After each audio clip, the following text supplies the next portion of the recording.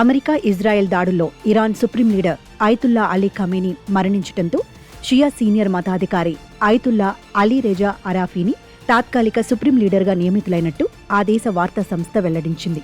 67 అరాఫీ Guardian council jury సభ్యుడిగా ఉన్నారు. తాత్కాలిక లీడర్షిప్ కౌన్సిల్కు ఆయనను జ్యూరీ సభ్యుడిగా నియమించారు. ఖమేనీ వారసుడి ఎంపిక జరిగేంత వరకు ఇరాన్ సుప్రీం లీడర్ బాధ్యతలను అరాఫీ నిర్వహించనున్నారు. కాగా ఇరాన్లోని యాజ్డ్ ప్రావిన్స్లోని మెయిబౌల్లో 1959లో అరాఫీ జన్మించారు.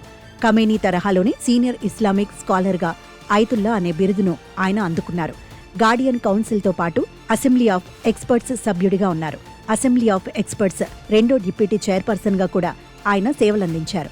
దీనికి ముందు అల్ ముస్తఫా ఇంటర్నేషనల్ యూనివర్సిటీ చైర్పర్సన్గా అరాఫీ సేవలందించారు.